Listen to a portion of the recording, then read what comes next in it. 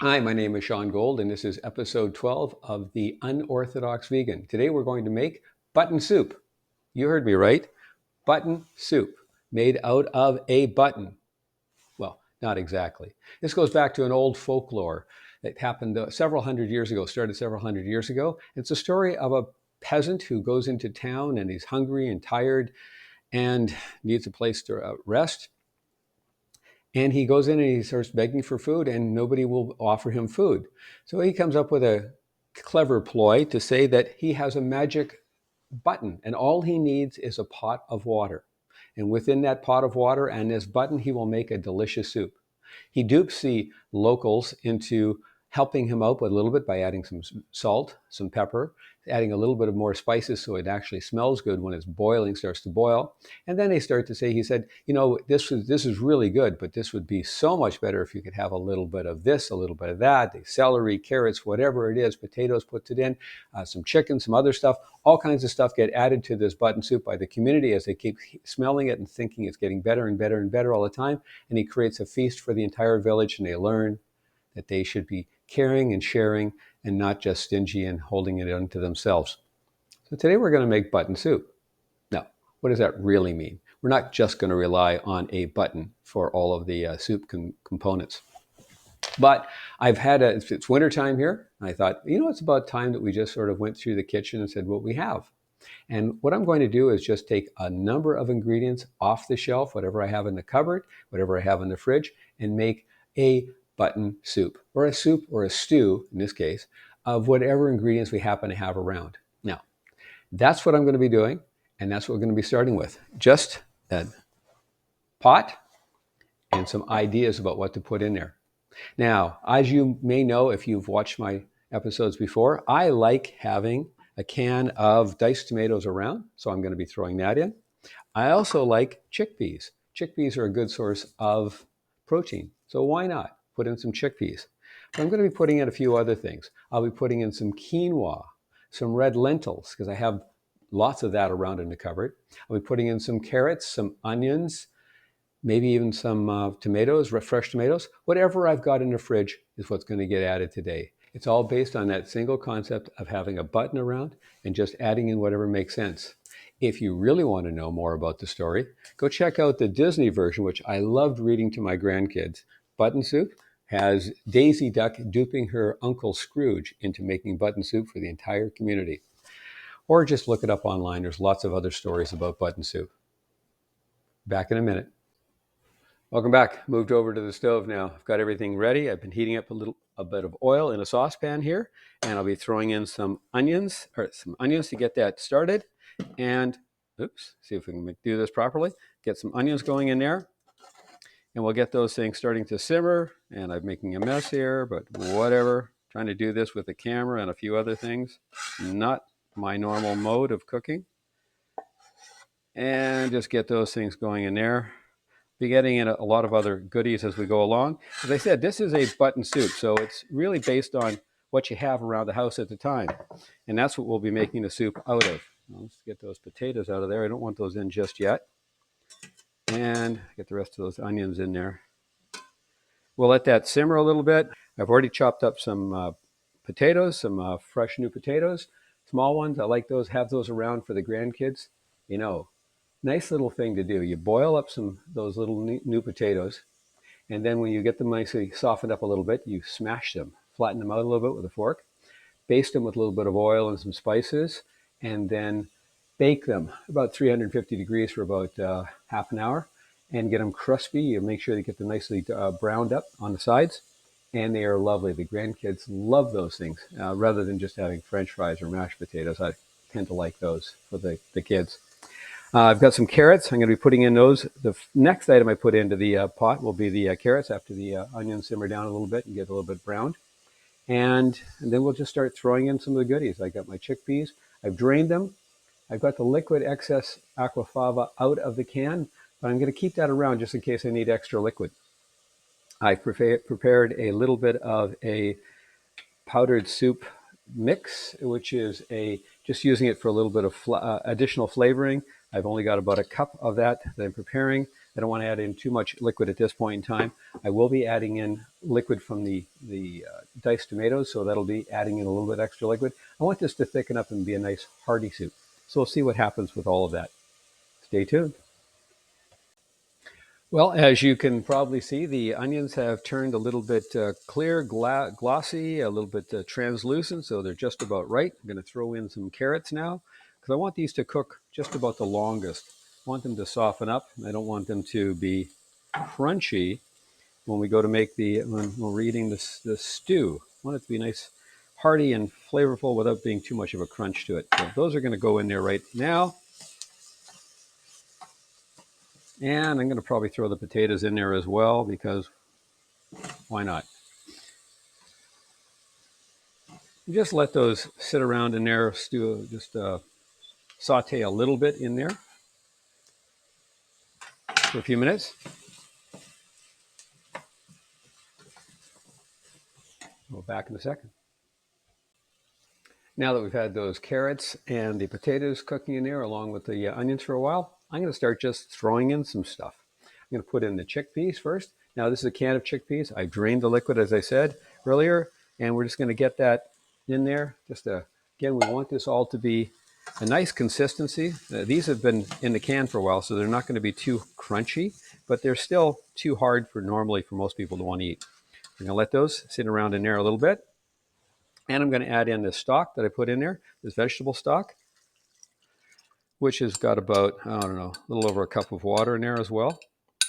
Now let that get as much of that stock in there as possible. Let that start to cook. We're going to let that simmer for a bit. And then we're going to start adding in, once we get that simmering a little bit, we'll add in some of the other dry ingredients like the quinoa and the red lentils I said we're going to do. And we'll be adding in some more liquid from the diced tomatoes, so that'll be in there. I have some fresh tomatoes that were in the fridge and needed to be cooked up soon. And I have some garlic that I chopped up some garlic, and I'll be throwing that in there. Needs to be a little bit more chopped up.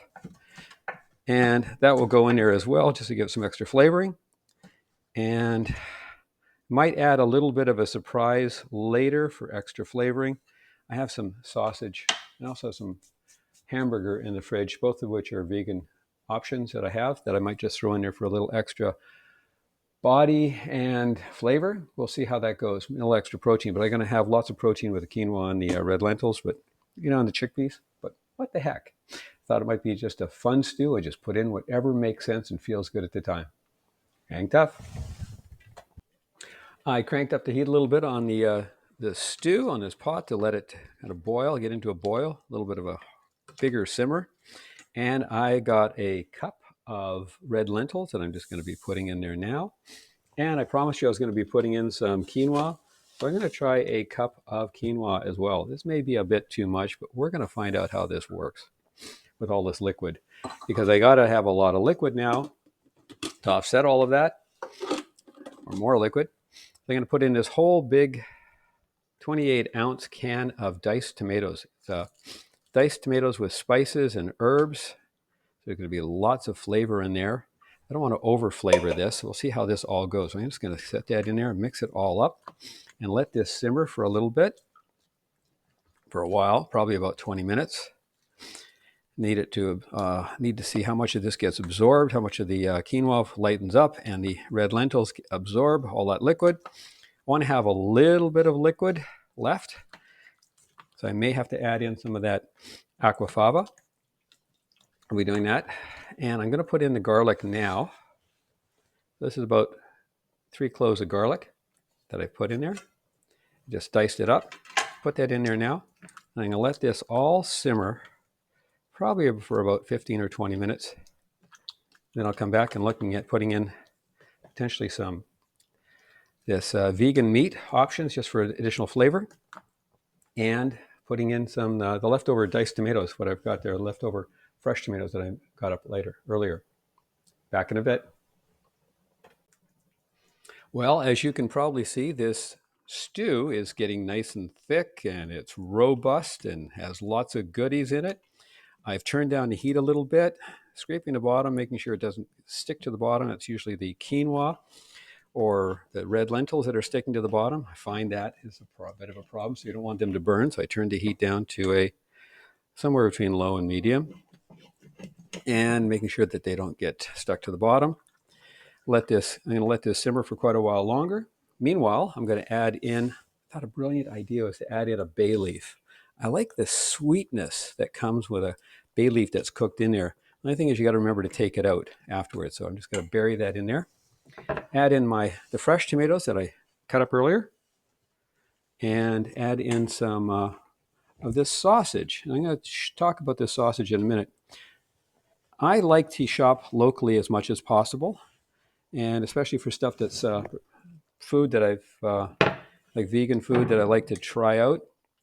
This is made by a company called Big Mountain. It's based here in Delta, BC, and it is a woman-owned and operated business, and they make a non-soy based tofu, and they also make non-soy based other veggie meat products, vegan meat products, which I find interesting and delightful. So I'm going to throw those in there as well. I don't think I'm going to put in any hamburger meat, which is my backup Eve's meat, because I think we have really enough protein in there, and I don't want to overdo it on the protein. And I'm going to just turn that down a little bit, put a lid on it, and let that simmer, absorb the liquid, and we'll be back in a bit. Okay, I've done a taste test just to make sure everything is tasting okay and working okay. And it is really quite good, but I found that it still needed a little bit more liquid. Now, it hadn't quite absorbed all of or loosened up all of the lentils and the quinoa, or even the carrots. They needed a little bit more softening. So I've added an extra 10 minutes to that original 20 minutes. So I've just started adding a little bit more, and I added in about, let's see, this is probably a little bit more than a cup of aquafaba. So I added in about 2/3 of it, or a little over half a cup of the aquafaba, just to give it a little bit more liquid to absorb for the quinoa, and the red lentils to absorb some more liquid. Just takes so it softens up just a little bit more. They're pretty good, but yeah, it was a texture thing, so I wanted to make sure that that's done. Now, just to recap, I put in quinoa and red lentils just because I felt like it. Last night I made a similar dish and I used just rice. I cooked the rice separately, and when it was mostly done, I just took the rice out of the pot, put it into the stew that I had made, just to give it that more fulfilling, that more hearty, hale and hearty kind of a soup or a stew. So it had more volume to it, and just as an overall one meal, one pot kind of cooking. So this is going to be a complete meal in one pot, which, if you don't like cleaning up after yourself, this is pretty easy to work with because it's pretty simple to do. And it's all the ingredients just kicking around the house. So you can just use whatever makes sense. You don't have to put in anything specific, just whatever you've got around. Just try to balance out, make sure you got some good veggies or whatever in there. Now, I would have liked to have had some winter veggies like various types of squashes and things like that. I just didn't have any in the fridge, and I didn't feel like going out today. It was raining. So I figured, what the heck? We'll put in whatever I've got in the house. And that's the kind of stew that you should make, is something that you could just kicking around the house. You got the ingredients, throw it together, and that's what you got.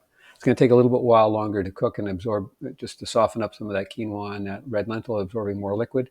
So as I said, giving it 30 minutes in total of that additional cook time once I put in the liquids. And we'll see if how that does.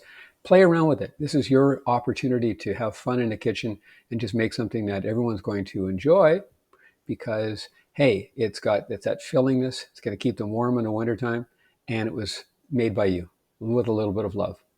Back in a bit.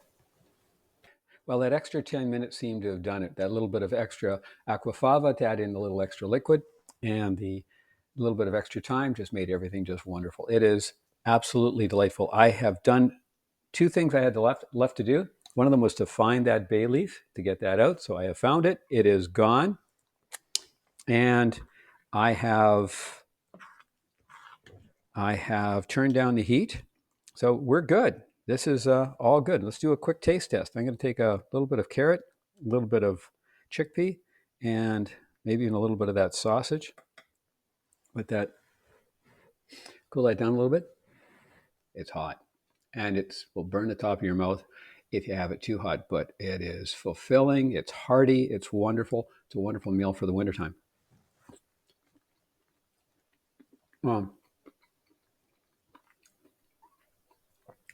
Got just a slight crunch left to that carrot. It'll soften up a little more. All those flavors are just filling the mouth with just wonderful flavors. And I love the bay leaf. One single bay leaf added just a little bit of extra flavor, that wonderful sweet basil and bay flavor. It's just absolutely delightful. So there you have it. Button soup, all made with one button to get you started. And then whatever you got kicking around the house, just add it in there, have some fun. That's a full pot. That's going to be a full meal deal. That'll last a few days in the house, and it will freeze really well. That's it for this episode of the Unorthodox Vegan. Again, if you want to get a hold of me, my email is showing up on the screen up above me or around me. I guess it will be to the over there. And if you want to follow more on the Unorthodox Vegan, you can follow it through my YouTube channel, the Unorthodox Vegan. Thank you again. Stay tuned next time. Bye for now.